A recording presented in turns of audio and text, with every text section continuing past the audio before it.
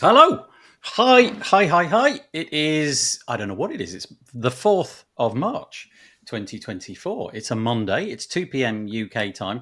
And what do I do every Monday at 2 p.m. UK time? Well, I'm either in bed feeling really unwell, or I do this show, which is more common. But of late, I've been a bit remiss, but we seem to be back on a regular schedule. I must say, I'm going to miss next week as well, because as luck would have it, I'm going to be in Taiwan, hanging out with a bunch of WordPressers at WordCamp Asia, which I'm really looking forward to.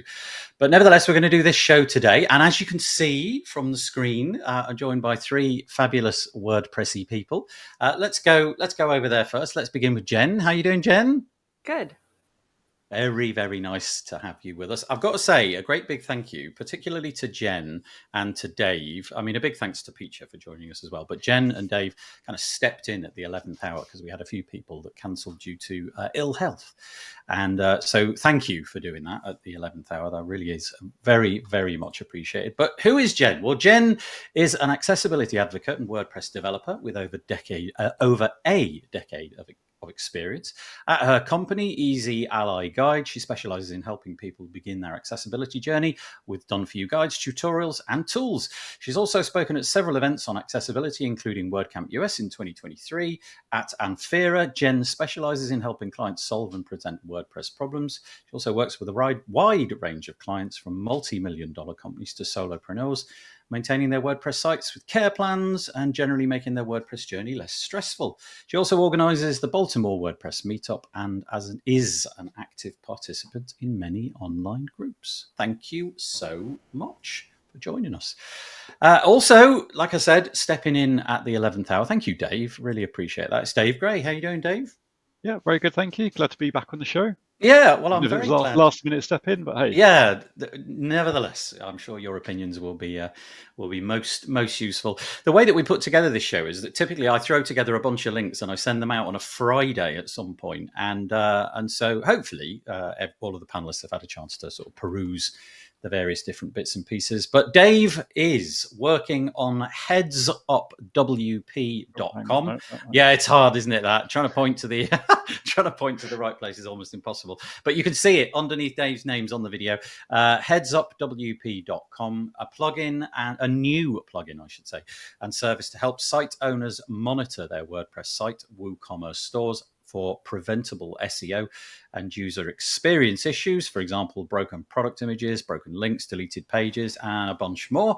He's also recently acquired 12 mostly Divi-related plugins from WP Plugins Plus, and the idea there is to grow his budding business empire. Nice, you heard it here first.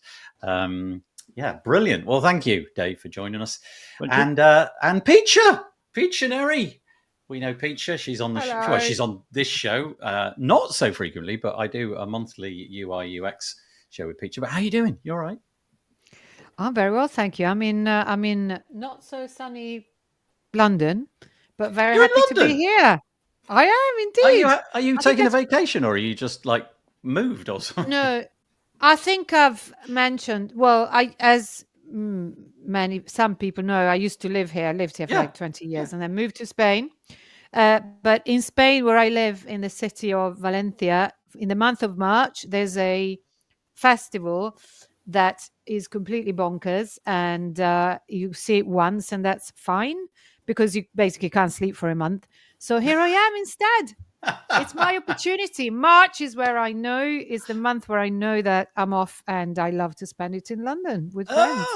Well, there you go. You heard it here first. Piccia has done a great job at providing a very pithy biography. Piccia's biography goes like this.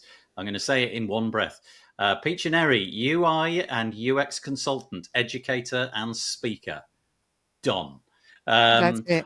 But let's spend the time that we would have done on the biography. Let's promote something that you're just about to launch. Actually, let's shove that right to the top. Without any warm up or anything. Okay, let's do it. Why the heck? Let's do it. So I'm going to shove a URL into your consciousness. And well, actually, I don't know if Google have grabbed hold of this at the moment, but it's called the Accessibility Typography masterclass. Do you want to tell us a little bit about it? Because I don't have a web page available for it. I do have a link where you can purchase it, but tell us a little bit about what you're doing now. I'm sure Jen would be interested as well. Yes. So this is something that I sort of already did, but I'm doing it again now with a real focus on accessibility, because something that I should add to the very pithy bio is accessibility advocate as well. 60% of accessibility issues originate in design. That's the percentage that you read. And accessibility is, typography is an essential part of accessibility, because it's the first thing that your users see. And it's also what text, I should say, is what Google and tools like that use to know, because Google is deaf and blind. So Google needs text in order to function. And so typography, but also extended to the use of text, is what I think we should all start from. So this accessibility masterclass, I'm running it with another designer called Joe Natoli. Yes, thank you for using the code, because I have been trying to get this. I have gremlins in my website. There are gremlins. Therefore, I've been trying to get in my Beaver Builder. Actually, there are gremlins. I've been trying to get the sales page ready for so long. That is a disgrace. So there's a code that gives you a nice discount of 25%.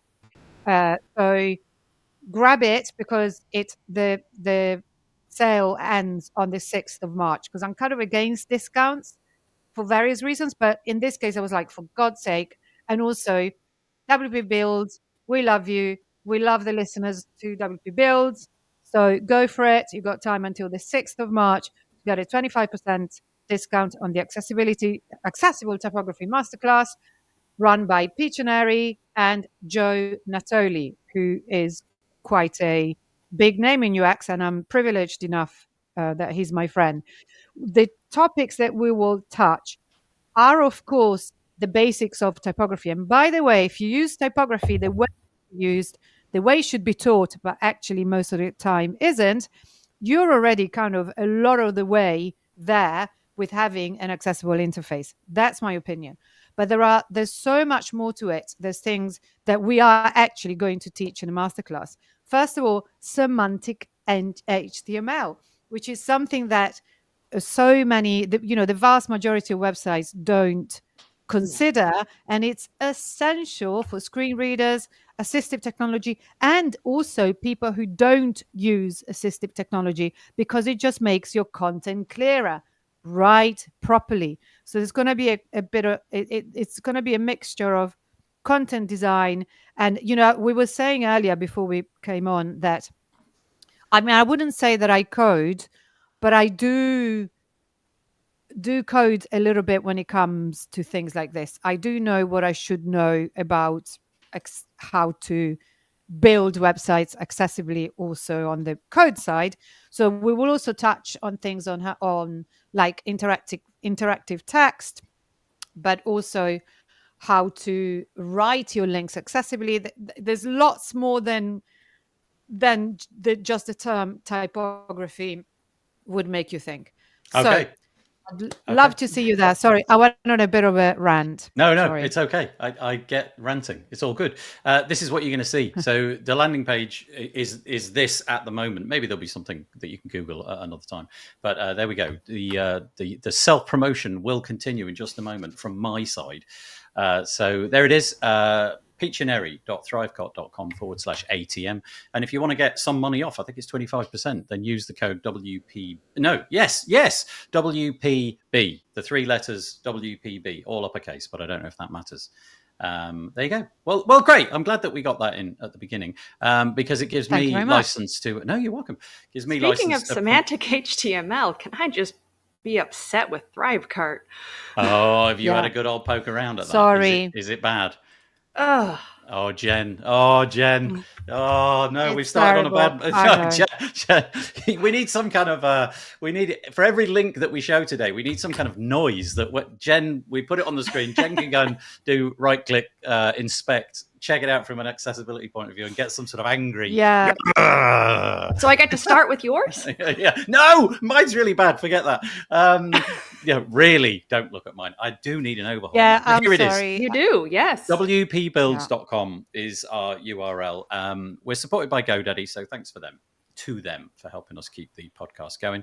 If you want to see what we're doing, probably go to these archive pages and check it out. And if you want to subscribe, click on this little link there. Just another bit of self-promotion before we start. We're running version 7 of the ever so popular Page Builder Summit.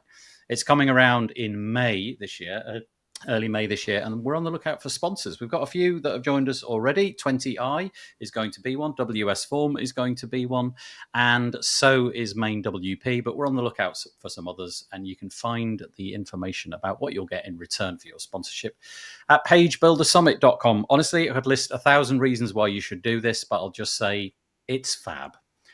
It's a really nice event full of really lovely people, so go and check that out. Right. Where's my speaker invite? Oh, don't ask me. Anshin deals with that. I'm just walking away from that grenade. Really careful. I'm just going backwards, away, like that. I don't know, Jen, and I'm really sorry. Here we go. Right. Post. Yeah. Yeah, I've mailed it. That's what it is. Great response, Dave. I love it. WordPress stuff. Let's get on with it. No, let's not get on with it. Let's do the little live chat comments that have come through. There's always a few. Firstly, if you're watching this, appreciate it. Really, really happy to have your commentary. The more comments that come in, the happier we all get. The best way to do that is probably go to this URL, wpbuilds.com/live, and you can use the YouTube comment, so you need to be logged into Google, or if you click on the little black box top right of the video player, you can comment in there without being logged into anything. I'm not even going to mention the Facebook stuff anymore because they're deprecating the API, so we probably won't be featuring on Facebook for very much longer. And you know what? So be it. Right, okay. It's Courtney. Courtney's joining us. Hi. Oh, no. Oh, Courtney. It says, it's my turn to feel unwell. Thanks for this happy group for starting off the week. Oh, good luck with that, Courtney. Feeling lousy is lousy, and I really hope that you get better soon. Thanks for joining us. Cameron, all the way over in Australia, Brisbane, or the environs of Brisbane. He says, evening all. Thank you. Peter Ingersoll always drops us a little comment about the weather, and today is no different. It's Connecticut that he joins us from. Sonny, record-breaking warm weather yesterday. Wow, it's cooler today. 47 degrees, crazy format of weather. Or 8 degrees centigrade, which is a sensible format that everybody can understand because it goes from 0 to 100. Cloudy skies. Anyway, that was my lesson in being patronizing to North Americans. I'm sorry about that. Mr. Panzer Dragoon says good morning, and Max is joining us. Quickly will be a topic. It is. It is a topic. It came into on my radar. I switched off the computer and then I switched it on again, I think this morning, and it was like, quickly, what's gone on? We'll get to that towards the end though, Max, but thanks for pointing that out. Really appreciate it. Okay, here we go. WordPress 6.5 beta 3 has been announced. There's a lot coming up in WordPress 6.5. We've covered it endlessly, but just the last chance, really. This is the one prior to it going into some sort of code freeze and string freeze and all that kind of stuff. So you got a little bit of time left. I don't think Dave, Jen, Piccia, have you got anything to add to that? I just wanted to make everybody aware that it was coming along. No. Just had one little comment just to say, Please. like the plugin references and dependencies on there is a nice little add-on to kind of make sure you can't turn stuff on if you've not got a dependency. So yeah, that's a nice little add. Just tell me more about that, because I think I understood what you meant, but I wasn't entirely sure. Basically, from what I've read on there, in your plugin file, in the little headers, you can say this depends on something else in the repo. So basically, if that thing isn't running, yours can't turn on. And if they turn that one off, yours will automatically turn off as well. So in time, it should make things a bit easier. You don't need to check that, is this thing still running? Because it can kind of bake some of that in. But if everyone doesn't update straight away, then you'd still need that. But yeah, it's just a nice little, this like WooCommerce has been turned off. If you're doing WooCommerce plugins, they just automatically turn off as well if you've got the little header in there. So is that something that would surface at the point of you installing the plugin? In other words, if I was just installing some, as you said, WooCommerce dependent plugin, if I tried to install that, it would give me some sort of little notification to say, I hang on. believe so. It might just say, I need this bit to get enabled first, and just refuse to turn on. That's really interesting. I've seen that so many times with, upgraded pro accounts for professional plugins or whatever. You got the free version and then you get the paid version, and you try to install the paid version and it immediately says you got to go and get the repo version. But I do like that. Obviously, you're not stepping into a plugin which you then find, oh, hang on a minute, they've got all these other dependencies. Just as a point of reference, I stopped using Drupal as a CMS honestly, probably about a decade ago. And I was using Drupal for about 6 years before that. So this is going back about 16 years ago. Drupal had that 16 years ago. That warning about dependencies. Don't even try to install this module, they're called, because you can't, because it needs this other thing to run. And it gives you the option to, do you want to install all of the dependent things now? And you click a button and it just goes on in the background. So yeah, that's really handy. Less confusion for all of us. Okay, thank you, Dave. Well spotted. Okay, right. Oh, we love WordPress events. I was just mentioning that I'm gladly going to be at an event in the next week. And obviously from some of the bios that we had, there's a lot of interest amongst our panelists about attending WordPress events. Brand new one for you. If I'd not been unwell and done the show more regularly, we probably would have covered this in great depth when the news announced, but this is the first time that I've really had a chance to. WordCamp Canada has come around. WordCamp Canada is now a thing. I actually can't think, and I'm probably being a bit naive, I can't really think of too many countries, apart from the US, which have a WordCamp. Like, for example, is there a WordCamp UK? No. I don't know if there's a WordCamp France or a WordCamp Thailand or what have you. But I really like the idea. WordCamp Spain happened during the pandemic. And I don't know whether it's going to happen again, but it has happened. So it is a thing, but it's not a particularly common thing, is it? And in some ways, I guess post-pandemic, it's quite a neat way of organising everybody into the one event. If you're from a country like me, the UK, which is teeny tiny, then it's really straightforward to kind of get there. If it was, let's say it was in, I don't know, Liverpool or something, and it was WordCamp UK and it was in Liverpool, we could all get there in under 4 hours or 5 hours or something like that. But I guess something like WordCamp Canada, WordCamp US, maybe that's a little bit more problematic. Anyway, it's come around. First ever WordCamp US is calling out for speakers, sponsors, and volunteers. This piece was written on the Tavern during the Hunger Games period by James Giroux, who is Canadian, and he really leans into being Canadian in this piece, which I really appreciate, James. So bravo for that. I thought that was great. But he's essentially saying WordCamp US, which we all know about, is a regular event. We wonder why the Canadians need one. After all, they're right next to each other, and it's not difficult to travel between the two countries. And it's summed up very nicely in 4 words. The reason we need it is because we are different. Which I thought was great. We're different, same, but different. Anyway, if you are interested in that, you want to sponsor, you want to volunteer, you want to be a speaker, maybe go and check out the website, wptavern.com. You can find this. It was released on the 26th of February, and there's a link to the WordCamp Canada page. Anything from you three about that, or events in general, WordPress events? Let's open it right up. Off you go. I have another question. Let's go Piccia first, then we'll go Jen. Yeah. It's a different question, actually. You said that the Hunger Games period, so is that over now? Has it been announced? Yeah, it'll be over very, very, very soon if it's not over already. Okay. I think it'll be over in a period of, in a matter of days.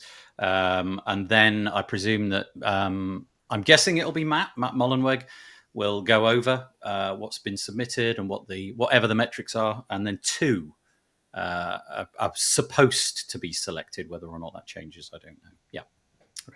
Okay. Thank you, Jen. I've seen comments about WordCamp Canada for probably 9 months now, from when the organizers first started talking about it. Anyway, it's supposed to be in Ottawa, which is absolutely stunning normally in the summer. Oh, nice. It's just north of the Adirondack Mountains in upstate New York, which is pretty much where I grew up.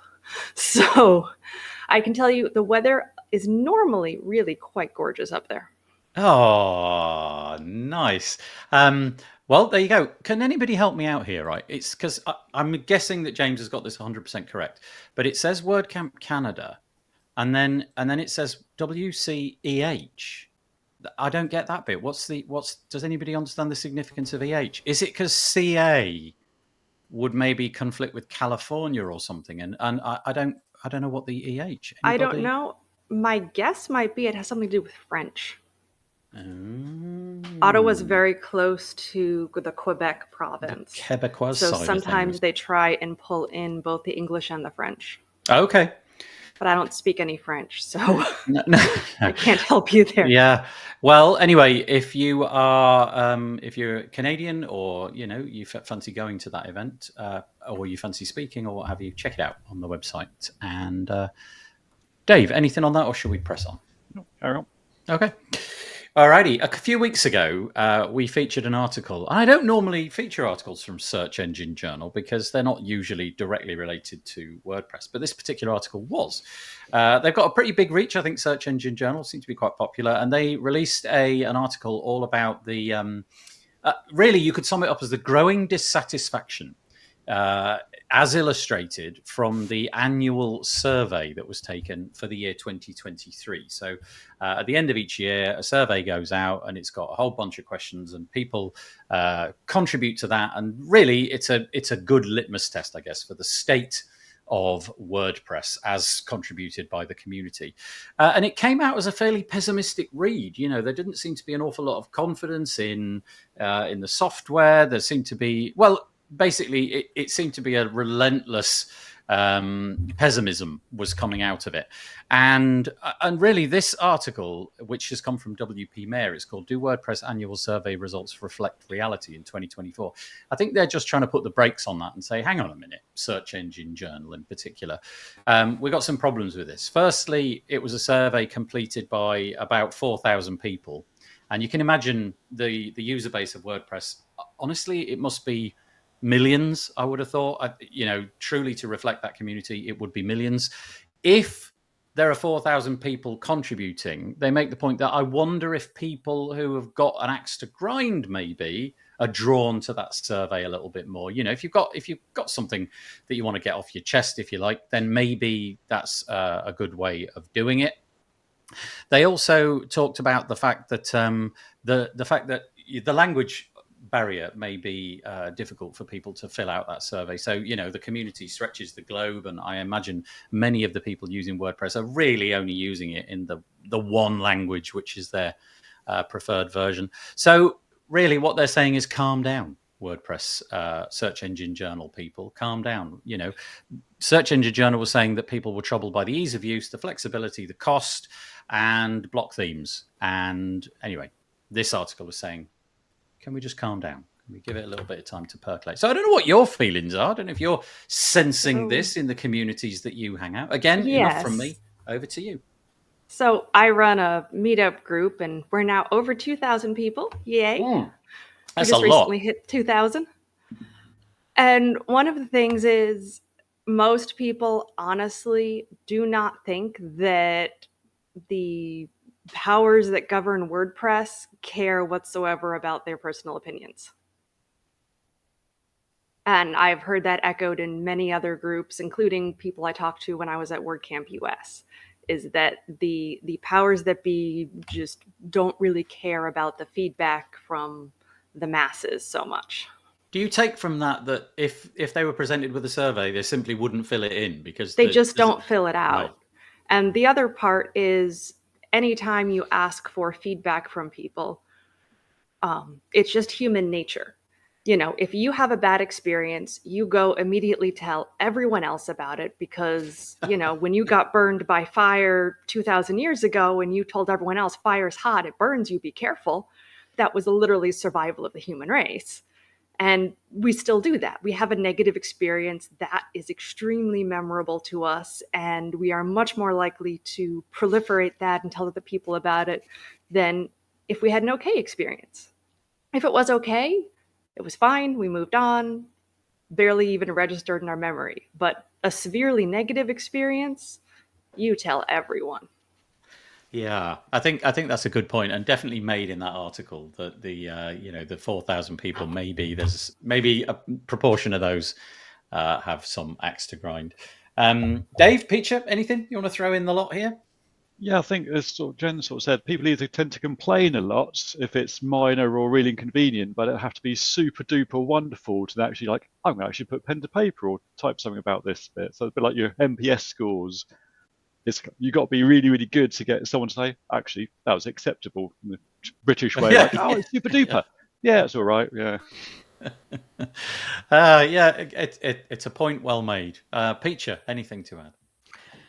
Yeah, although I have to say that I also have heard, sort of gathered on the ground in Spain, this kind of feeling that the powers that be don't really care. But I agree. I completely agree. I actually have been making a point recently of writing and taking surveys when I am happy rather than when I'm unhappy, to sort of back that trend. But it's true. I agree entirely. So this article really is trying to paint a less pessimistic picture, but it may be that given the people that you hang out with, maybe this is in fact the feeling. Piccia certainly sounds that there are people on the ground where she is that do have genuine complaints. So maybe it's a bit of swings and roundabouts. Maybe there's something in this, maybe not. Anyway, it was worth pulling up because I read that article and I just believed it wholesale. I thought, oh, the sky is falling in. And of course, maybe that's not entirely the picture. We had a problem last week when we did this show in that some of the comments that were coming via YouTube were not coming through to the platform that we use. Typically, the comments come into this platform and I can press a button and they go up onto the screen. Only a subset are making it through. I did file a report with the support channel that run this platform, and they were looking into it. But I apologize if I don't raise your comment onto the screen, but I'll just raise a few quick ones. Firstly, Elliot Richmond was saying hello, all the way from Cheltenham. Thank you very much indeed. Courtney Robertson was saying that the Hunger Games for the WP Tavern ends on the 15th of March. So we've got another 11 days or so.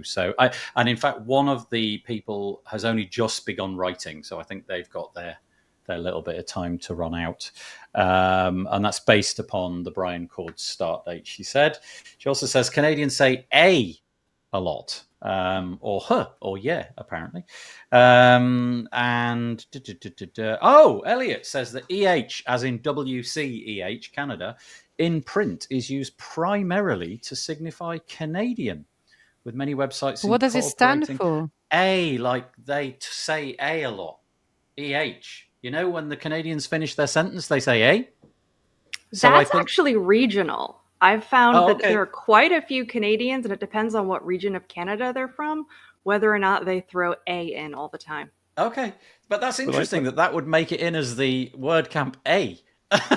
They surveyed 4,000 Canadians to get the answer. That's right. Yeah, we need to survey them to see if they're offended by that or not. I would never have thought of that. That's fascinating. Anyway, thank you, Elliot. If that is indeed true, that's absolutely fascinating. I guess it's a bit like, I don't know, picking up on something, calling WordCamp UK something like WordCamp Watcher or something, something like that. Righty-ho, let's move on. Let's move on to this next piece. This is to say, I don't really know how to parse this because of about what I'm going to say almost immediately after I've said it. So here's another acronym that I didn't understand until Jen helpfully came along and made it obvious. Support inclusion in tech. This is coming from the WP Tavern. I'll just read the title again. Support inclusion in tech is fundraising to sponsor more marginalized WordPress contributors. So support inclusion in tech with the acronym SINC, SINC, which I couldn't parse no matter how much I thought about it. But then Jen said, yeah, but it stands for support inclusion. And then it was obvious, is now fundraising on the Open Collective platform. Founded and spearheaded by Winstina Hughes, SYNC assists underrepresented WordPress contributors and provides financial support to WordCamp speakers for travel and cost. It does seem like they've done this before. And if you actually go to click on the link, the Open Collective link, you can see the kind of ways that you can contribute. So, for example, there is a package.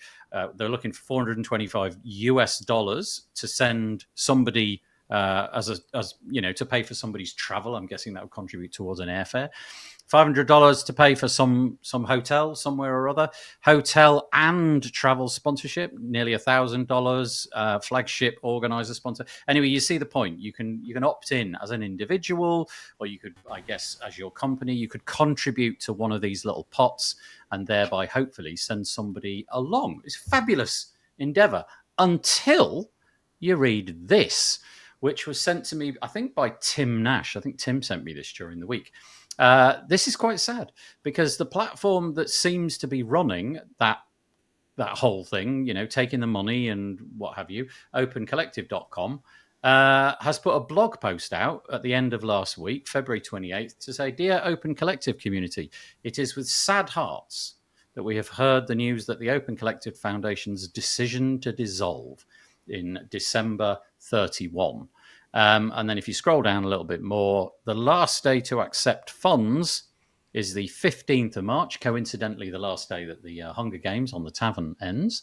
And so that kind of puts this up in the air a little bit. This fabulous initiative that I was going to mention now suddenly appears to be homeless in terms of the capacity to take funds from the next few weeks. So let's break that out into two stories. The first one is what a fabulous endeavor this is. I love stuff like this, being able to contribute. Maybe we'll deal with that first, and then perhaps later on we'll come to this Open Collective collapsing or going out of business. I think it's a for-profit, so obviously, they had to pay the bills and what have you. But what do you think about this, the support inclusion in tech? It's obviously not brand new, but it's been written up on the Tavern, so I thought it would be worth mentioning. What a lovely initiative. Do you remember, Nathan, that I think we did an episode of the UX show where I reviewed their website, because I'm aware of the initiative. I know it very well because I know Winstina, and when she set it up, I helped her because I have been a recipient of funding as an underrepresented before support inclusion in tech existed, and then I think it was my last funding I put through support inclusion in tech. So I applaud the initiative. I think it's great. Winstina is tireless in her work, and she doesn't even work with WordPress. She's got a completely different job. I think it's a government job. So she really does it entirely for the good of the community. So a big round of applause for Wistina's initiative. You know better than to activate me, Nathan, on what I think about this issue in general, because I think, and I very, very strongly, ever more strongly think that this should not be needed. And speakers should be, and contributors, first of all, organizers, but in general, people shouldn't have to go look for support, because it's not as easy as it seems. It's actually quite hard. It's a big time suck, and in general, then it's much easier for a speaker who has a job and therefore they get funded by their company. Just to be clear, Piccia, the way that I personally no. Yeah, just to be clear, because the way that you phrased that, it could have gone. It felt like you could have understood it in two different ways. You're saying, I'm pretty sure that I've got this right. You're saying that these should be paid for positions. If you're going to speak at an event, you should be paid to speak. If you're going to volunteer, if you're going to help organise your events, costs covered. Right. Yeah. Okay. Your costs are covered. So at least the costs should be covered. It's an incredible. The amount of time and energy that all of these initiatives take up, both for the wonderful people like Winstina that organize them, but also for the speakers, it's not straightforward. And I mean, it's a way bigger conversation. I'm not going to go down that rabbit hole, Nathan. You know my position, so I'm not going to. But let's just say, well done. It's wonderful. And what a shame that Open Collective is shutting down. But yeah. Okay. So great idea. However, I can't put it on the screen because it hasn't. It's one of the comments that hasn't come through, but I can read it out. Okay. That's Courtney. who says, I quote, the WPCC, which is the WordPress community collective. So they use the same platform for a similar but different set of goals, but the idea is that you contribute in the same way into these little buckets. And they say that they're reviewing for a new fiscal host soon. So maybe Winstina with the support inclusion in tech, maybe once Courtney and others at the WPC have figured that out, maybe a conversation could be had about where to go to make that happen. Okay, so over to Dave, over to Jen. Let's talk about the initiative and the sad demise of the payment platform. I know there are some private companies. I remember when I was speaking at WordCamp Montclair, one of the speakers came from Canada, and she had found that she was able to get funded by, I believe it was Yoast. Oh, yeah. Had options for people who are underrepresented to get their costs basically covered. So I think it's very nice. Yeah. Nice that some of these private companies are coming in and filling this niche, but it's also frustrating and annoying that they have to come in and fill this niche. Yeah, here's an example. I think I've got the right one on the screen. Yes. I just quickly Googled it, and this was the one that seemed most sensible. Yeah. The Yoast Diversity Fund. They've funded me many times, and I'm very grateful. They are very good at funding, and I mean, she was a university person, so she's used to incredibly painful amounts of paperwork, and she said that their paperwork was actually very simple and straightforward. Oh, nice. So we know that companies can step into the breach here, and I'm guessing typically they'll pick 1 or 2 or 3 or however many people, and they'll just fund them with the amount that's necessary. So in this case, it sounds like it's €1,000. What I kind of liked about this initiative, though, is that people like you and I could dip in and do like little micro payments, right? We might have just $30 or $20 or whatever, and it could add into that little pot, and over time that pot could reach the point at which it was fulfilled, and then that thing could happen. And over at the WPCC, we've seen Alex Stein, who has been who has the pot that was funding him got full accessibility developer. Yeah, right, Alex right. is top notch. But presumably not just funded by one company. So Yoast come along and give the €1,000. This is probably multiple smaller donations, which eventually add up to fill the pot. That's going away, but hopefully Courtney can chat to Winstina at some point and figure out between them where they might go with the funding. Dave, anything to add on that? Sorry. No, I think the others have sort of covered everything on this side. It's a good initiative to try and do, and whether there's a way that some of the private companies could then kind of fund a particular part on something like this to kind of sort of come through, or have a directory to say these companies like funding people, so those that are in need or require assistance can kind of get like, here's a directory of people that can try and help you.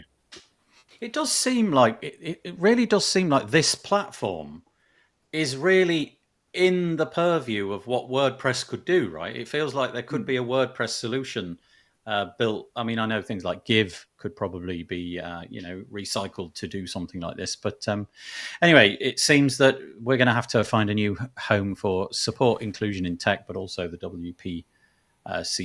But it sounds like that is being looked at. Okay, there we go.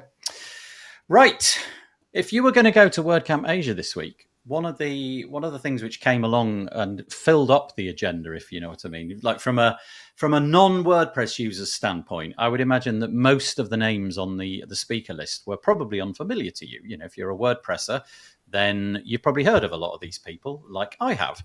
But they announced that Tim Ferriss was going to be joining in the speaker lineup, and that kind of put a really interesting spin on it to me, because suddenly a WordPress event had this, well, is it me, or is he just like a bit of a superstar? I mean, obviously he's not kind of on the level of Taylor Swift or anything like that, but pretty famous, right? And getting him at an event like a WordCamp, suddenly I wonder if it suddenly some people who wouldn't have gone thought, that's interesting, I'll go along and see. Anyway, no more. Tim has had to cancel. I don't know what the reasons were, but it sounded like, and I can't remember the exact wording, but in the email I got today or last night, my inclination was that it was personal reasons, so maybe ill health or family reasons or something like that. So I don't think this is a case of Tim pulling out because he just didn't want to be involved anymore. It's more a case of having to pull out. But last week on the show live, we raised this, and Michelle was here, and we thought it was hysterical because Michelle said, nobody will show up to my talk now that I'm at the same time as Tim. She found out that was happening. Anyway, Michelle, I think you're on a plane at the moment, so you won't be hearing this. No more. You're free to consume Tim Ferriss's audience lunch if you like. But that's apropos of nothing. But if you were going to go to WordCamp Asia and you were hoping to see Tim Ferriss, I'm sorry. I have to say it was very, very funny because I think the way I was watching, I think the way it happened is that Michelle said something like along the lines of, well, I really pity the person who's having to talk at the same time as Tim. And then you went to check and it was her. It was her. Yeah. And then she had a bit of self-pity. So well done, Michelle. Yeah. Maybe she's put some ointment in Tim Ferriss's tea. Now he's got a stomach bug. Here we go. A few comments that have come in. Courtney says OCF. So this is back to the story we had a moment ago. Was great being tax deductible. So I guess from the US side, there's some benefit there. Open Collective, the Largan organization, is not tax deductible, but will continue on. Jess Frick says, let this serve as a lesson. Do not cross Michelle. That's right. Even the mighty Tim Ferriss with his 4-hour work week can be unhinged by Michelle. Right. And the other thing to say is Andrew Palmer says, we know that Canadians say a lot. He says Americans say like a lot. So we should have a WordCamp like, which would be held in the US. I think that's great. WordCamp like. Any commiserating? That's not a word. Any sort of commiserations about Tim Ferriss, or does it matter? Did that even matter? Was that just a storm in a teacup thing? Do you care that an international superstar is showing up to a WordPress event, or was that just a bit of window dressing? I think voodoo dolls do work. Dave says voodoo dolls do work. Yeah, Michelle, we'll have to check her luggage when we get to Asia, make sure there's no voodoo dolls in there. I thought it was quite an interesting experiment, I have to say. And obviously now that experiment has collapsed, we won't get to find out what that did.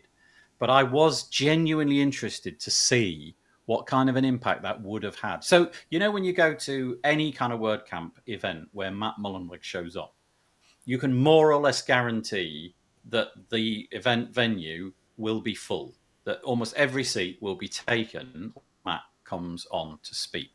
And I was curious to see if Tim would have had the same effect. And if he did have the same effect, did that sort of justify that experiment, if you know what I mean? Putting a non-WordPressy person, and I know he blogs, right? So there was totally a route in for him to be talking at a WordPress event. But I was interested to see if that had worked. Is that a recipe for future events? Invite people who are outside of the community in order to drum up support, drum up, media interest, get the wider world talking about WordPress and the events. And anyway, there you go. Just my 2 cents. What I'm really curious about, I was a bit, I thought that the choice was interesting because I think the Tim Ferriss was huge a few years ago, but I feel like, I don't know. But however, I thought it was interesting, but I am really curious to find out how these invites work, because do the invitees, do they have to follow the same protocol as other WordPress speakers? That is to say, you pay your own costs, or are they invite? Well, it's a question to ask because I know that these people can command huge speaking fees. So are they or are they not? I really would love for it to be a transparent process because I don't know. I have no idea. As a meetup organizer, I am explicitly forbidden from paying someone a fee. I'm also forbidden from paying them to travel. I'm forbidden from paying them anything. So I do everything on know. Zoom, so there's no travel fees at all. It's great. It's an interesting conundrum, isn't it? Because somebody of the stature of Tim Ferriss, and I'm guessing that he's financially fairly secure, right? I'm guessing that Tim is not worrying about his bank balance particularly much. So if he's required to show up with no fee payable, that's not a big deal for him. But it would be interesting to peel back the curtain there and see if there was some nominal fee that might have been paid or discussions about that. My guess from what Jen said and from everything that I've come to understand it's about against the rules. Right, exactly, is that it would be explicitly against the rules. And we have no intuition that that rule has been broken. And I sort of have the intuition that I think Matt Mullenweg was on his podcast a few weeks prior. And I wonder Andrew said. Right, I wonder if they have some sort of, if there's a friendship That's there. That's how the invites happen. Probably. That's how the invite happened. But I'm just curious because I know it's not the only by invitation. And I just would like to know how that works, because we just had a conversation about how to fund speakers and so on. So it is relevant. There could be payment from a private entity to him to compensate him for attending the event. That is, of course, completely permitted. But the event itself, being a WordCamp, can't pay. I see. Yeah. So if for example, someone else could be paying. Right. Yes. If I paid for Piccia to go to Correct. In the same way Yoast. Right. Exactly. Yes, in the exact same way that Yoast is able to fund all of these people and whatnot. So it's entirely possible that there was compensation. It's just the compensation is against the rules of running the word camps.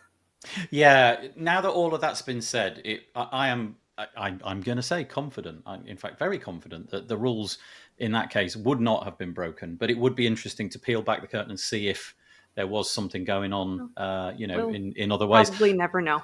No, probably not. But I also I stick by the interest in it, because I do think that it would be fascinating one time to get somebody who is just on that different level of popularity, fame, whatever you want to call it, who can just tweet out a thing, one tweet, and suddenly everybody's drawn to the WordCamp Asia page or WordCamp Europe or what have you. I think that would be a really fascinating experiment to run. And whether it's one with Tim in the US or, somewhere else, again, we'd have to see. But I would be fascinating. And you're right, Piccia. Andrew Palmer. Sorry, I can't put it on the screen because it hasn't come through. But he said he actually invited during the Tim Ferriss podcast. So we know that that's how the invite happened. But the rest of it is a bit of a mystery. Okay. Anyway, it's gone. And so he won't be there. So we'll all go and see Michelle or Wes or Perth, which are all happening at the same time. So, okay. Alrighty. Anything else to add about that, or shall we move on? All right. In that case, we'll move on. Alrighty. Okay. All right. So this is a piece that we featured a few weeks ago. So the news itself is not that fresh. But I just wanted to mention the fact that I had done a podcast recently with the person who wrote the article. It's Thomas J. Rafe, and he produced an article. Oh, I don't know if there's a date at the very top. It was 3rd of published January. In December. Oh, January. Okay. Yeah, January here, maybe written. I was December. looking at it in December. Yeah. Okay. You helped him put this together, and we did a podcast. Which honestly, it's so interesting listening to him talk this through, because it's very meaty in terms of technical details. This article, but the bottom line goes like this, and. Like I say, it's on the WP Tavern. It was the most recent episode, wptavern.com/podcast. It's episode 110. And this just confounds my intuition when I heard this. And this is that in the year of 2023, the tech stack that he's got, which is in many cases root access to the server. So it's not a plugin sitting on top of WordPress. It's like beneath WordPress, and he's getting the server logs in real time, and he's got 7 clusters, and he says that in some times of the week he's getting 20 million logs written per second. And at that point my jaw kind of hit the floor, and I was thinking, what even is that? Like, how is that even possible? it's all about attacking WordPress websites. And the bottom line is this. I thought it would have been plugins that were the problem. His data shows that it's stolen session cookies. So, I don't know, somebody sends you a malicious email, you open it on your Mac gets infected with something, and one of the byproducts of that infection is that the browser is giving up its session cookies. And if the browser gives up your WordPress session cookie, then whoever gets that cookie is you. No ifs, no buts. Two-factor authentication will not do anything to help. Nothing will help. They can be you for a period of time. And he found the data that 60% of the attacks in 2023 that he was observing were these attacks. And the implication is pretty terrifying, actually. Yes. The majority of hacks going on is your device is being compromised. Yeah. Typically by one example that he had was someone had received an email and it had a PDF attachment. And the email was about the latest Facebook class action lawsuit. So there was an actual real Facebook class action lawsuit settlement at the same time as this email. It's clever. So if you opened that PDF, just the action of opening the PDF ran the embedded script. If you just deleted the email and did not open the PDF, you were okay. But if you opened the PDF, it installed the script onto your computer, and then your computer was compromised. And literally every single website you logged in, your WordPress site, your bank website, all of these different websites, as long as your session cookie was valid with the server, then they were able to be logged in. So if you logged into your bank, were there for only 1 minute and immediately logged out, there's a very good chance that they didn't get the opportunity to use that cookie. But you have to actually click the log out button. And it's also really important that when people are using websites with sensitive data like their bank, actually click the log out. Closing your browser does nothing. Clearing your browser's cookies does nothing. You have to click log out to terminate the session cookie on their server. Right. It's kind of interesting. So typically, in the case of WordPress, the session cookie. So if you log in, let's say you're an admin, you're going to be logged in for a period of 48 hours. But if you click that Remember Me button, you're going to be logged in for a period of 14 days. And so if you click the login, Remember Me, and they infect your computer on the day that you did that, a few hours, they got 14 days to wreak havoc as you. My bank, I don't know what it's like in the US, but banks are getting seriously aggressive, at least in my experience, at logging me out after a teeny tiny period of inactivity. So I was on my online bank this morning, and I went to do something else, but that was a matter of minutes. And I came back, tried to interact with my bank again. It had gone. That session had gone. So honestly, it must have been under 120 seconds. So I think maybe the banks are onto this, but your WordPress website could be as valuable to you as your bank account, right? You've got this giant WooCommerce Especially store. E-commerce websites. Yeah. I mean, some of these e-commerce websites are processing millions of dollars. And they are totally you. They're indistinguishable from you. Anyway, the point of this was go and listen to the podcast. In fact, they can even kick you out of the site. Yeah, I know. Yeah. And it's really interesting. Keep your session cookie. The log files that kind of prove it as well. So, for example, they, all of a sudden there's this Chrome version 5, which was released like 15 years ago, or I don't know, 10 years ago, or something like that. Goes to a URL that it should not have been able to access correctly. It should have been redirected to a login page, but it didn't. It went to that page from nowhere and was active. So they know. Like Thomas knows that's malicious. The log doesn't look malicious unless you know what's going on, but we go back in time and we see that IP address and that person never, ever, ever, ever went to a login page at any point. So we know. And it's really interesting. He explains it far better than I do. And we talk about cake quite a bit. We describe things as cake. So if you like cake and security, Bob's your uncle. Anybody want to talk about that?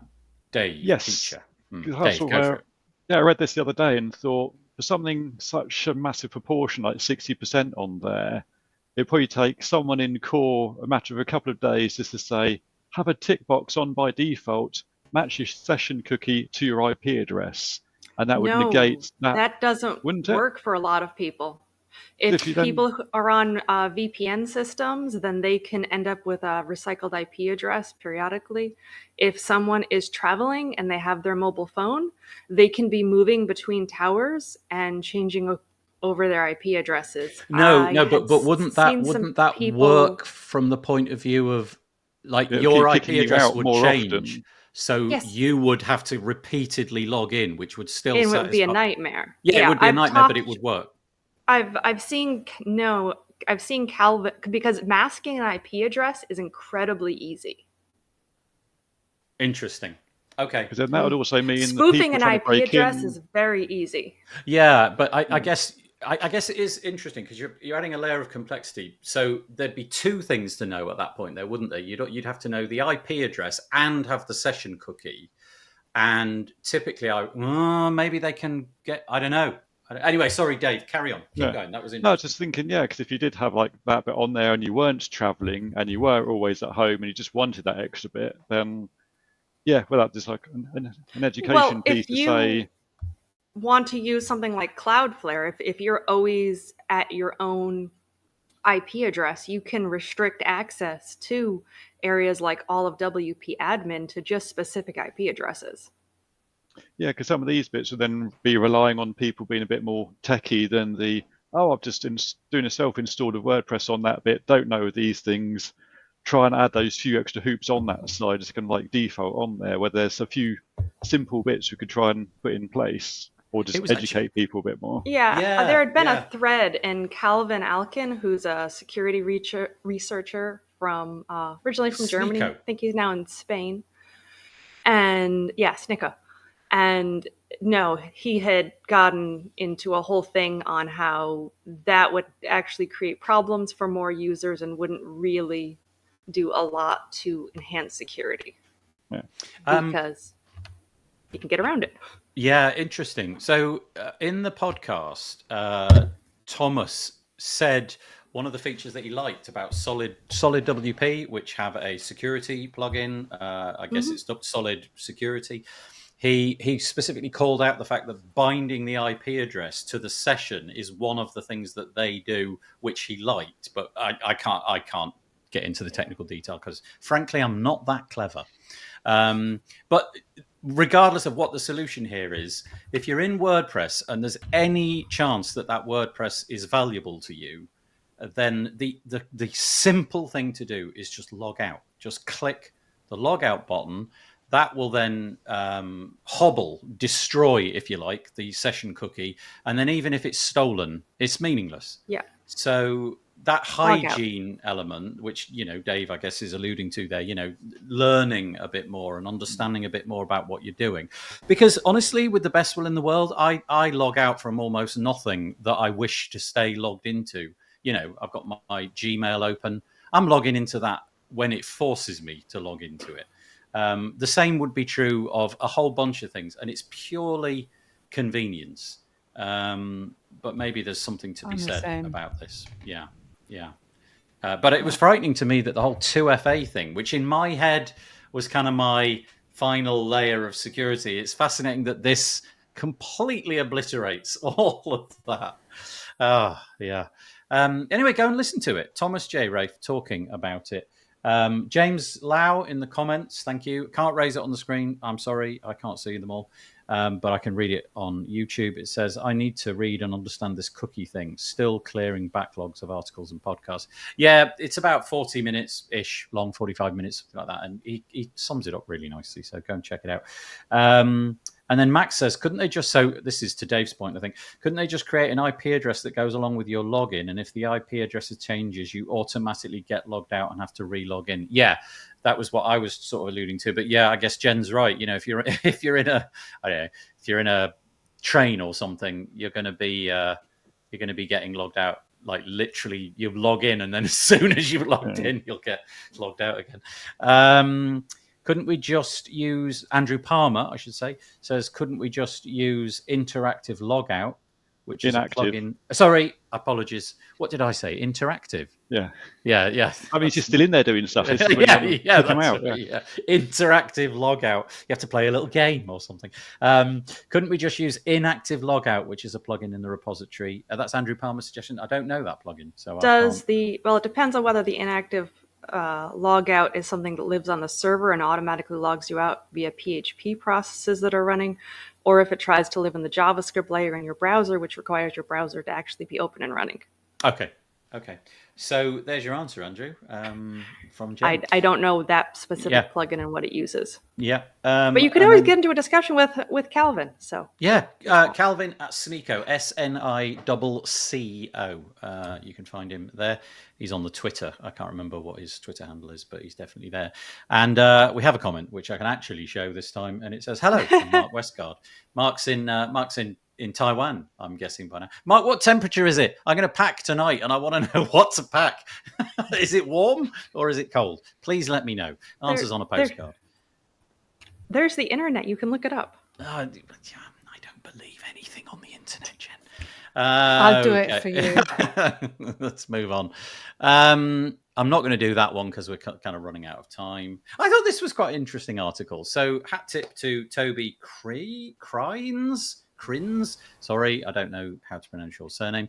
I just thought this was a fascinating article. It was on the Tavern. It's called "You Don't Need to Know Code to Build a Successful WP Business." And it's not like any other article I've ever seen. It's kind of like interviews, little micro interviews with 8 or 9 people in the WordPress space who have had, air quotes, I'm making air quotes, success in the WordPress space without learning to code. Now, I can code a bit, but anything that I code is likely to be horribly dangerous or basically not work. But I've managed to make a living out of WordPress in that way. Jen and Piccia, accessibility and UI and UX. Dave, let's begin with you. You're more code than you've got plugins and all that kind of stuff. But are you more agency or are you more code or? I was just going to point out the one keyword in the title that's been missed out is the WordPress plugin business rather than business generally around WordPress. So, but yes, I think from my side, having sort of taken on some plugins recently on there, that's been a good foundation of what I don't know everything on these bits. You can then kind of use that as a template to figure out what's been done on that side through. But then other people from sort of seeing on the top there, someone else has built something for them. They kind of take kind of product ownership of that, but then outsource who does the actual sort of development work on that side, which is quite a good sort of mix on there of someone can get the ideas and someone else can keep up to date on the tech stacks to kind of go through. So yeah, if you've got enough money to do those sorts of things, then that's definitely a good valid route to try and go down. I find that really fascinating. Well, I'm not confident enough to do that kind of thing. Just in the position I'm in, I've got too many other like plates that I'm trying to spin at the same time. But the idea that you can sort of step into the marketplace, buy a plugin, and I've seen that this week, isn't it? Barn 2? Barn 2 sold several. Like 14 or 9 or anyway, fairly Some jaw-dropping number that they're able to shed and still have a business. And they've been bought by somebody else. And obviously that person has an intuition that either they're going to market them or they're going to, carry on developing them. Fascinating. Absolutely fascinating. Piccia, sorry, I interrupted. No, I was going to say something, but I don't know if it actually is relevant with Dave's point that you made that last year at WordCamp Asia, Ali Nimmons gave a talk on how to make a living out of WordPress without knowing any code.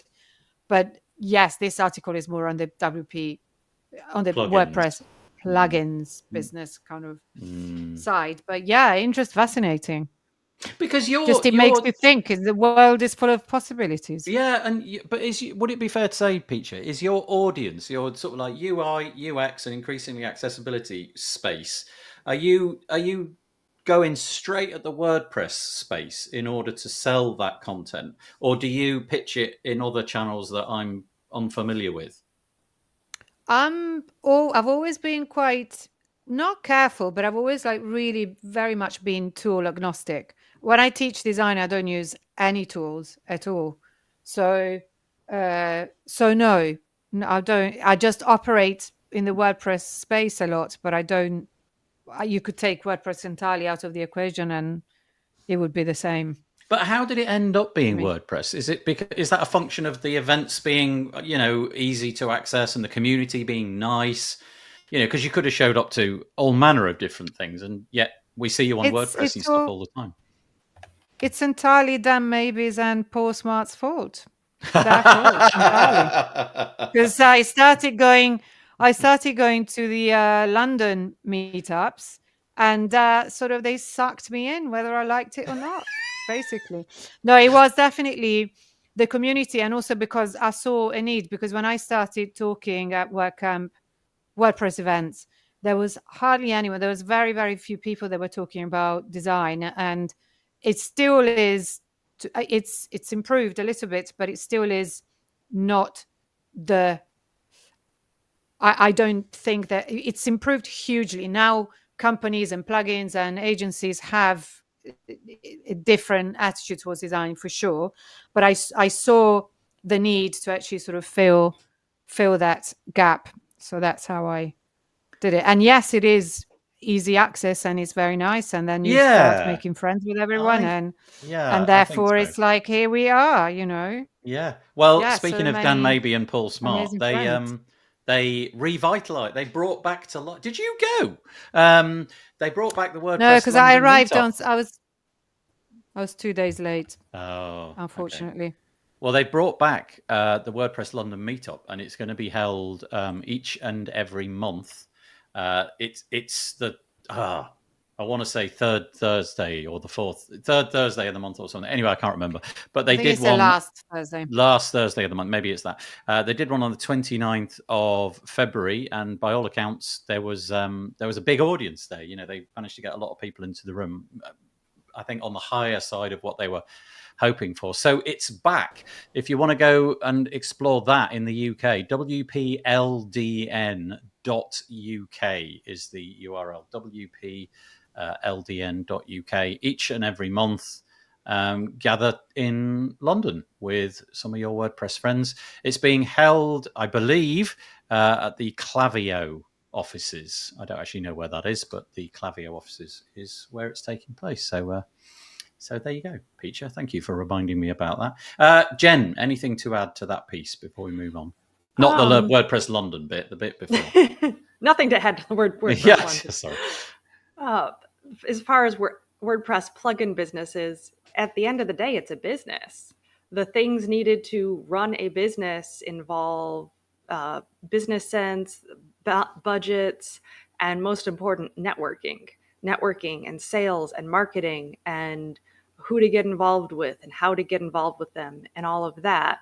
Actually writing the code is only a small portion of running the business. True. So anyway, that was a nice article, certainly worth having a look. And it was just an interesting take on a WordPress Tavern article, which I haven't seen before, which I thought was quite nice. 29th of February, that one came out. A couple of things I just want to mention. I exchange emails periodically with a lovely chap called Lawrence Ladomery, and he's organised a new WordPress biz dev community. It's right at the beginning, so I'm not entirely sure where this is going to go, but he is trying to foster a community, grow a community in the WordPress space where he's connecting WordPress professionals. The URL, dead easy to remember, it's wpbiz with a Z .dev, wpbiz.dev, and you go and you can join the community. It's literally days old. So if you fancy exploring that, you're fed up with Facebook groups and you want to mix with a bunch of like-minded WordPressers, go and check it out. So I won't ask for any comments on that because I would very much doubt there's anything to say. I just want to mention a couple of things which I've seen come out this week. I can't speak to their utility or quality or any of that because I literally just saw that they existed.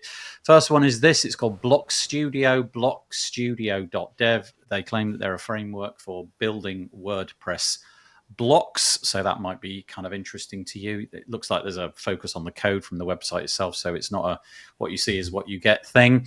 And the other one, like them or hate them, I'm imagining Jen's going to go hate them, but I don't know. This is a new plugin called Announcer where they enable you to put like these bars at the top of the page and things like that, and I can almost feel the intake of Jen's breath. No, she's shaking her head. So we'll quickly move on. Anyway, it exists. It's Close. Yeah. Quick. Okay, move on. All right, there it is. You can see it. It's Arcash web. I thought that was interesting. And then we mentioned earlier that Solid WP had this setting in their security platform, which enabled you to bind the IP address to the login cookie session, if you like. And they did a bit of a breakdown, a video. So I can't obviously show it to you, but they did a video all about the latest Bricks theme vulnerability. Bricks is a page builder. So when it says theme, you might be imagining that it's, do your headers and your footers and your colors. It's not. It enables you to do, think Elementor, essentially, all of that kind of stuff. And they had a really, really, really severe problem recently. Yes. It got a 10. On the CVSS, which a 10 is like the unicorn. Catastrophic. Yeah, it's catastrophic. It's like it's drop everything. It basically means that all the person has to do is visit your website and put some specific stuff in with their visit request, and they can hack you.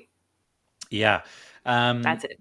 Yeah, so basically 0 day, easy to exploit, no technical skill required, all of that kind of stuff. Your literal donkey could do it if you just gave him the keyboard. Speaking of Tom, he actually found that there was a number of hacks going on starting, I believe, around February 7th, which was before the patch was announced, before the patch was released, before any of that stuff. So you actually need to go back if you're trying to restore a backup from before a site was hacked. You have to definitely go back to like the very beginning of February to restore. Yeah. And then you have to load in the brand new updated version of Bricks before you actually make the site live again so it doesn't get hacked. Okay, so there's a timestamp here. If you were before that date, I think you said February the 6th or something like that. If you've got a backup, if you're hacked, if you have reason to believe, which many people are, and they don't know. So, right, then Tom, the backup may not satisfy. Yeah. Yeah. So Tom's product, we watch your website. They will scan your website for free. So they're not going to clean it for free, but they will scan it for free, and their cleaning fees are very reasonable. Yeah. And they've been doing tons of it. I'll bet. I mean, stuff like this must be, manna from heaven in a certain respect. It has been patched, and they go to say in the article that, this isn't flame war. They're not trying to say never use the Bricks builder again, because they bullet point here. They say that the Bricks team, once it was found out, the Bricks team fixed the issue within hours. But Jen's point still stands. Backups may not get you out of jail. Correct. If you're lucky, then it will. But there's a chance that your backup will also carry the infection. Yeah, Calvin, who was the security researcher who found it, said that the Bricks team was extremely responsive and easy to work with. We like to hear that. Andrew Palmer says he went to WPLDN. Oh, actually, that's one that I can put on the screen. There you go. There's Andrew's lovely face. He went to WPLDN. What did you just say? What did you say? I just said, what a shame. Oh. So it would have been really nice. But I got in on Saturday and he was on. They should have waited for me, done it next week. And he says he sold all of his plugins to Dave. Dave?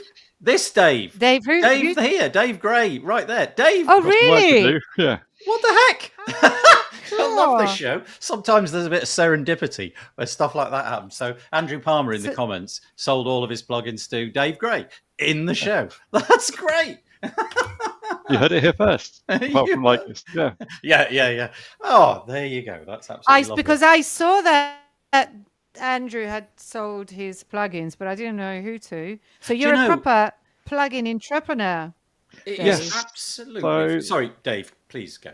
Yeah, so most of them have got quite a long legacy dating back before Divi did quite a few of these things back like 2018, 2019, but there's still some of them with some functionality that's still not in Divi itself, which you kind of discover and bring forward. And there's also a few other plugins from that bit that me to do my own websites as a service on that side would be useful on there to try and pick them through. So because Andrew was kind of focused on Bertha and his other agency work, you kind of just didn't want to abandon them because there's still quite a few people using them. So I thought, So I took over Diviform DB back in January, so I thought, wow, in for a penny, let's take the old lot. And yeah, so basically most of last month was making up the new product pages and sort of doing a few minor bug fixes on those to try and get them up to speed. So yeah, between that and Heads Up, I'm going to be busy for a part You of the year. are. That's right. I appreciate your time all the more now.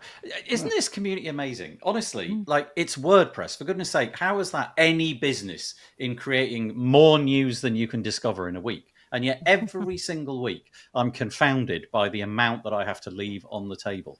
Every week. I probably read hundreds, not necessarily read them all, but I go through hundreds of articles, most of which I can't use because there's just not enough time. It's just WordPress. It's just a CMS. And there's so much to talk about. And there's a perfect example. I missed the Dave buys Andrew Palmer collection of plugins. Fabulous. And it all started a long time back from when Andrew just sort of put a picture up on meeting one of his other sort of colleagues at a coffee place in sort of Maidenhead. And I said, oh, you actually there? And like, oh no, he lives over that side. Oh, well, I live over this side, basically 40 minutes drive away. So kind of met up twice in the middle and sort of talked stuff over. So that's why I keep joking. You've got the WordCamp meetups. You'd have like a Word Cafe for like smaller kind of a few person meetups on that side to go through. Love it. That's fascinating. Absolutely fascinating. Lovely stuff. Right. Okay. We've got about 9 minutes left, so I'll try to get through what I've got to do here quickly. This last one, I'm gonna be very, very mindful here because caveat emptor. No, not caveat emptor. Full disclosure. When I do the WP Tavern podcast, I do that and I get paid by Audrey Capital. And so I have to, get that out there. But Jen put this onto my horizon. Actually, I think this was kind of inevitable. This was going to come in my direction, whether Jen put it there or not. This seems like the story that maybe we'll hear about for the days, weeks, and months to come. It surfaced first on a website called 404 Media. 404media.co, and it's titled "A WordPress Fire Hose Allows AI Companies to Buy Access to a million posts a day." I had a chance to read it. I'm going to paraphrase it as best as I know. WordPress.com, so let's get that out there, WordPress.com, but also I think potentially WordPress.org websites with Jetpack enabled, plus Tumblr posts. The accusation in this post is that the data from those posts, and I don't know what kind of data that is, whether that is simply the front end, what the front end of the website sees, so the text that you write, the images that you create and so on, is or was being given to AI companies. I don't know if the word there should be sold to AI companies or provided to AI companies, but obviously, Jen, what's your feeling? Sure. So mostly this is something that's been ongoing. So originally they were making this data available via an API to be consumed basically for free. And they've been doing, WordPress.com has been doing that apparently for a little while now. Now they have turned that around and monetized it. Many sites like Reddit and Twitter have also been making this kind of data easily consumable by an API. And several people have asked, what's the difference between my blog is published on the internet and this whole fire hose thing? Well, it's basically like if someone were to send you, tractor trailers worth of berries versus all packaged up and ready to go versus you having to go out into the fields and pick all the berries yourself. So yes, the data is publicly available. The berries are out in the field, but they're packaging it up and delivering it directly to you with the big tractor trailers, basically. So they're making it easy to consume for the extremely AI. Easy right. to consume. Yes. Right. And so now that data is actually being sold to companies like Midjourney and OpenAI to ingest directly into their algorithms to use in their large language models. And the question is this is apparently also for paid WordPress.com, possibly paid Jetpack users. Also, what happens when, things were marked as private? What happens when things were marked as password protected? What about password protected websites? that data is available to these APIs. What if you have things like no index in your robots? Well, there's a good chance that wouldn't make it through. What about people who are literally unable to opt out, such as people who created a WordPress blog in the past and they died? The WordPress blog still exists, but there's no way they could ever opt out. They're dead.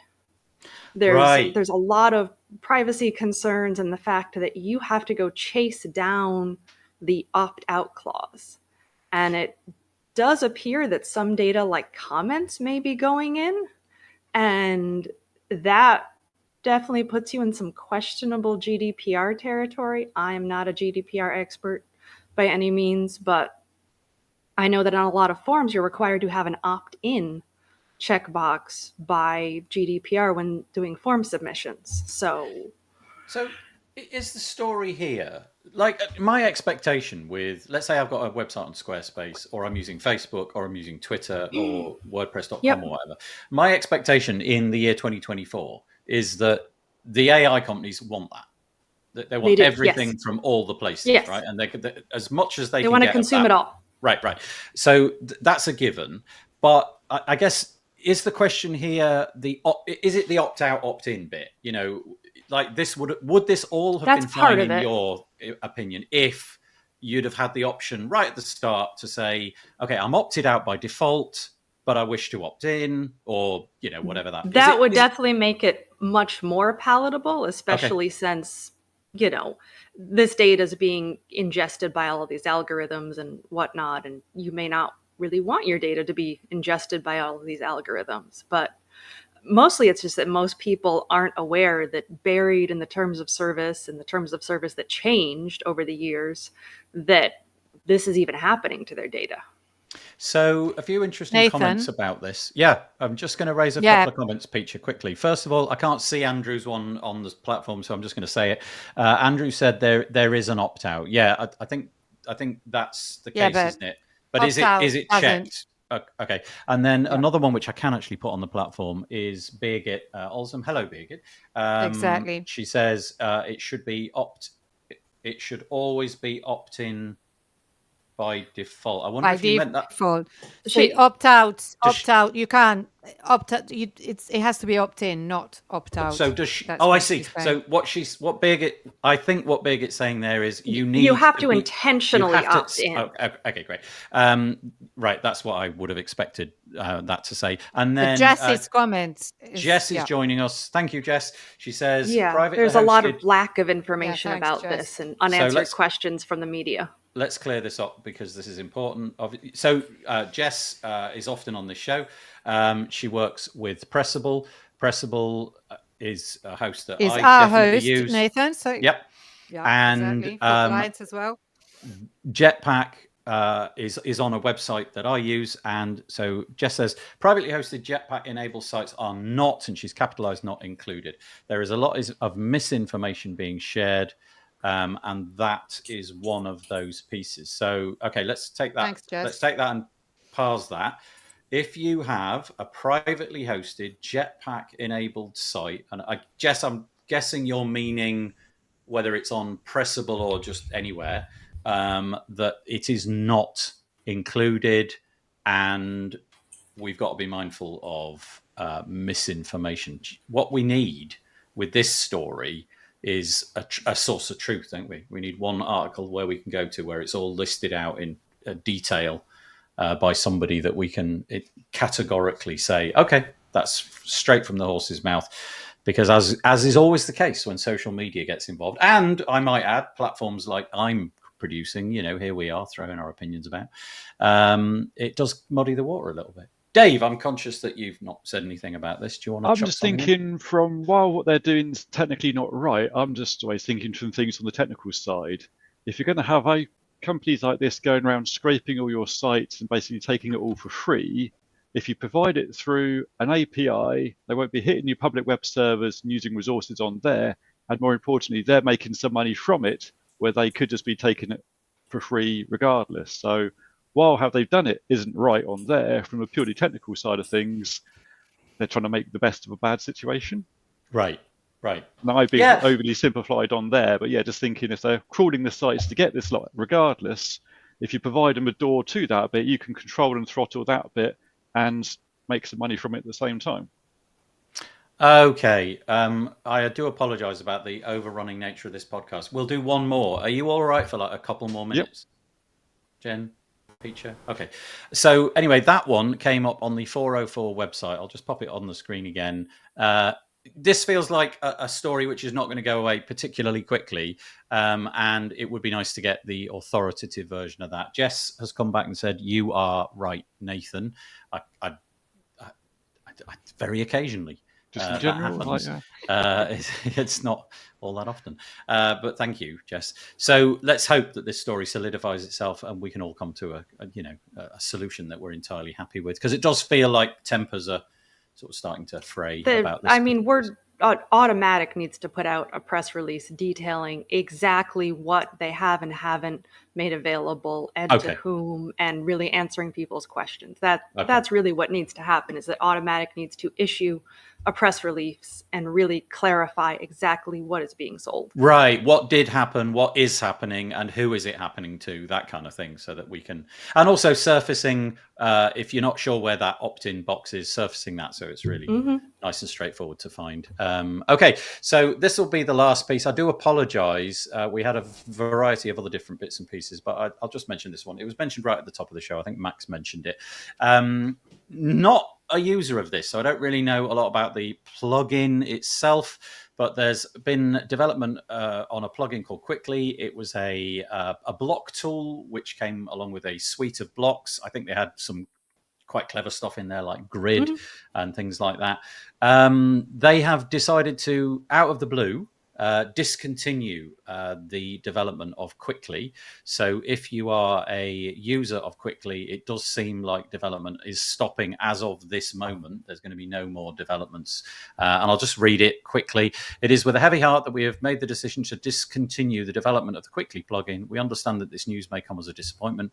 We want to assure you that our team is committed to assisting you during this transition period, and then goes on to say the usual stuff. I have caught sight of a email which portrayed a very, very much more angst-ridden version of this story, and it would appear that the founder of the plugin has been the recipient of behavior online that caused them to reconsider whether they wanted to carry this on. And obviously, I don't know the ins and outs of that, but if that's the case, that's sad.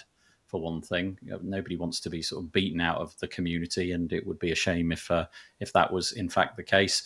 But if it's a popular thing, which it sounds like it might have been, there's going to be a lot of people suddenly scratching their heads. Maybe there's a bunch of people whose businesses rely on this. For the last year, you've been shipping Quickly based websites, and suddenly you got to find something else to do. Jen, I think you threw this in my direction, right? Yes, it's been blowing up the socials all weekend. Okay. So I don't know the developer. I did not personally use this particular plugin, so I can't really speak to what was going on under the hood or in the background. I definitely know that running a business is hard, and it can have a lot of challenges, and sometimes you hit the point that the particular aggravation or frustration compared to the net revenue that's coming in just no longer makes sense because of situations in your business life or your personal life.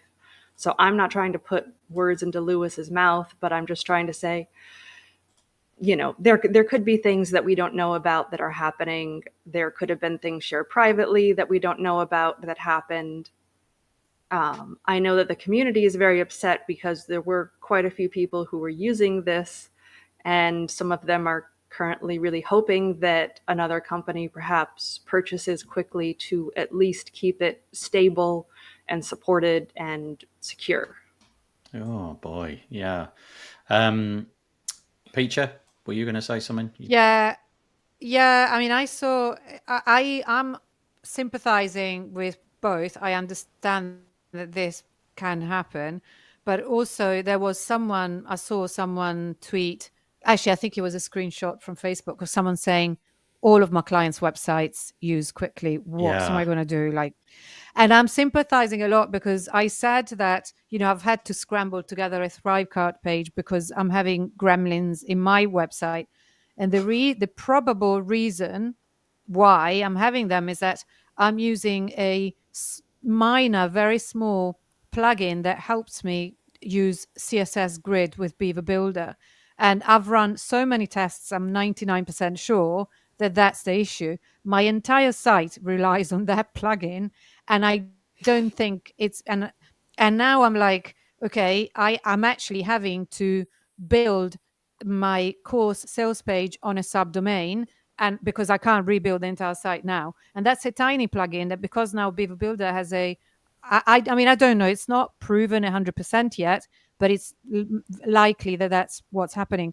So I feel sort of torn as well, because I'm thinking 1,000% support small plugins and small businesses, and I really believe in that. They're very important for the whole ecosystem. But when this happens to you, that a minor plugin that you rely on dies a death because the market evolves and they can't keep up. What do I do next? Well, since the announcement is still very fresh, and they're saying that they will support it through the end of the year, so through December, I mean, there is definitely a chance that they may be selling this to someone else, and hopefully that other person would at least maintain it in terms of security, bug patches, that kind of thing. Yeah. Dave, you want another plugin? I'm busy enough already, thank you. Yeah, it's an instant purchase. Pete Ingersoll says, the email that I alluded to indicates negativity by unidentified WordPress influencers, in quotes, who don't like Gutenberg. We need to be careful that is a vague and surprising accusation. Yeah, the public version is very different from the email that I read, where one was full of angst and the other one was very sort of business-like and professional. So, okay. And 1,503 websites have Quickly installed as of today. As of built with, which can have a little margin of error. So yeah. Yes, indeed. So anyway, it's a lot. It's enough. There's people going to be worried about that. There's enough that there are some agencies who, had picked one builder, and when, just like the bricks vulnerability, when that came out, there were people going, oh my God, I have 50 hacked websites. Yeah. I know. And can you imagine, so the scenario that I'm in, if 50 of my websites go down now, I'm supposed to be going to WordCamp Asia on a plane in the morning. Suddenly I'm not. It's the kind of life-changing moment, isn't it? And here we are. This is why one of the reasons we love WordPress, because you can get plugins, and it's one of the reasons we hate WordPress, because you can get plugins, and they can do this to you from time to time. Anyway, I've overused much of your time. It's now 8 minutes past what we should have done. I really appreciate you making any comments. Thank you. Again, sorry about the gremlins. Sorry about the fact that some of the comments come in and we can show them on the screen, but some of them can't. But I think we managed to put a fair amount of all of that up. Really appreciate it. Thank you to Jen for joining us. Thank you to Dave for joining us. And thank you to Piccia for joining us. You've all been on the show before, so it's the slightly humiliating hand wave thing that we've got to do now. Would you all just mind showing me your hand? Yeah, look, no, Piccia, you're out there. No, in. Yes, very good. Thank you so much. If you are, it's okay, you're done. Yeah. If you are in WordCamp Asia, if you're in Taipei next week, please do come and say hi. The easiest way to reach out to me is probably on Twitter, at WP Builds. That's probably the easiest thing to do. I'd love to meet as many of you as I can. Maybe we'll go and get some hot pot, which apparently is really nice and tasty. But that's it for this week. Thank you for joining us. We'll be back a week after next. So take care, stay safe, and enjoy the rest of your week. Bye-bye. Thank you. You're welcome. Bye.